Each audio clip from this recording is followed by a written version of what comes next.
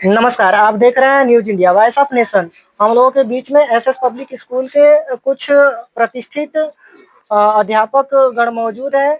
आइए मैं उनसे बातचीत कराता हूँ कि किस प्रकार से बच्चों को वो लीड करते हैं, पढ़ाते हैं, उनसे बातचीत करता हूँ। सर पहले अपना परिचय बताएँ? सर, मेरा नाम धीरज पाल है। मैं एसएस पब्लिक स्कूल पे गणित का अध्यापक हूँ और बच्चों को गणित पढ़ाता हूँ। और इसमें जो मैंने देखा है अभी तक कि हमारे आसपास का जो परिवेश है, ये काफ़ी पिछड़ा हुआ है।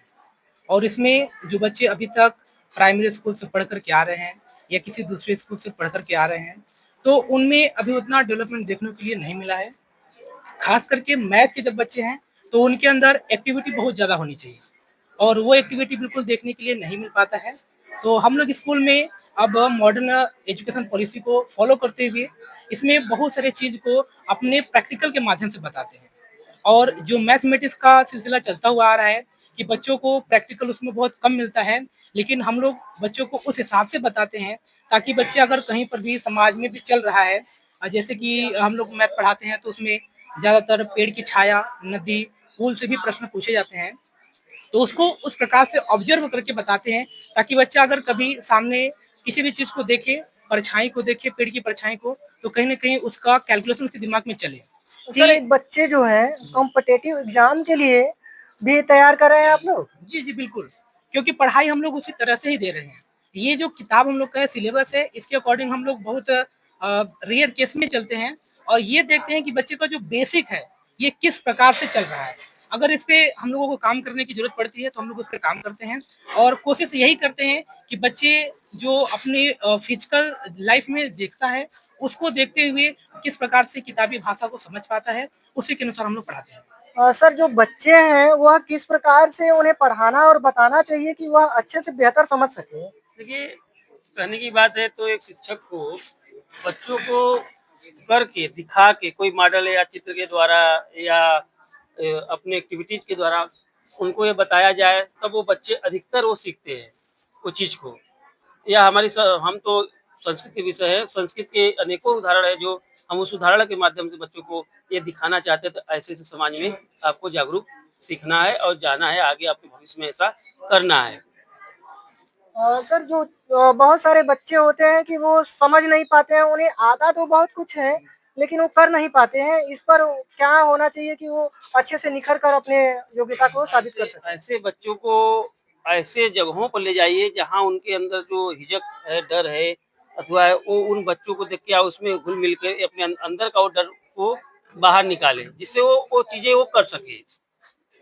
धन्यवाद सर। सर आप बताइए कि अ, जो कोई भी विषय है, किस प्रकार से उन्हें पढ़ाना और बताना चाहिए कि वो बेहतर से बेहतर समझ पाएँ? देखिए सर, जो भी शिक्षा है, शिक्षित एक अध्यापक अपने माध्यम से बच्चों को चाहिए उसके कि उसके दैनिक परिवेश में उपलब्ध उदाहरणों के माध्यम से, दैनिक परिवेश में उपलब्ध संसाधनों के द्वारा यदि उसको शिक्षा देने का प्रयास करेगा, तो हमें समझ में आता है कि वह बच्चा बहुत हद तक अच्छे ढंग से उस कंटेंट को अपने लिए एक्सेप्ट करेगा।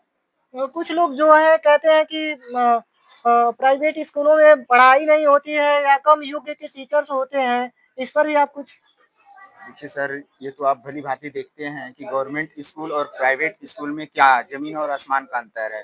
प्राइवेट स्कूल में यदि पढ़ाई नहीं होती, तो आप प्राइवेट स्कूलों का इस तरह से हर एक क्षेत्र में एक अव्वल दर्जा प्राप्त कराना उपलब्ध नहीं हो पाता।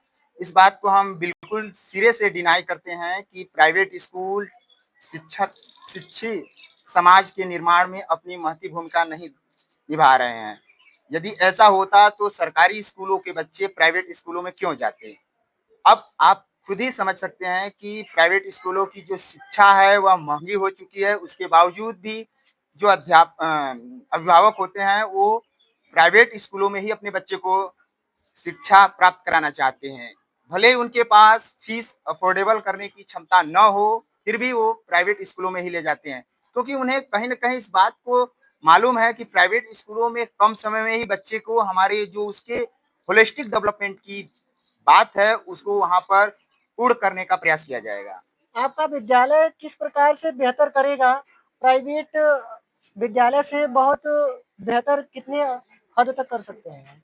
देखिए सर, हमारा विद्यालय अपने सीमित संसाधनों के द्वारा एक अच्छे मार्गदर्शन के साथ बच्चों के सर्वांगीण विकास के बारे में हमेशा से सोचता रहा है और हमेशा सोचता है और सोचता रहेगा।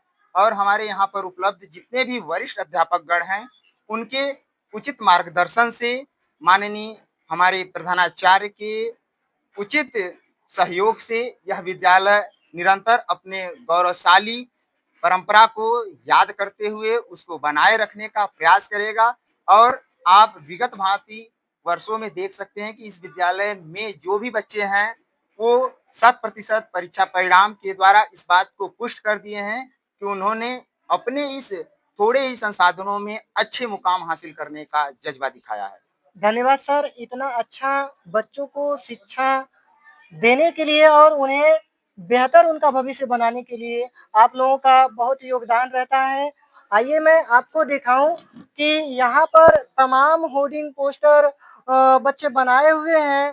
फ्लैश के माध्यम से देखिए बता रहे हैं कि यह क्या है।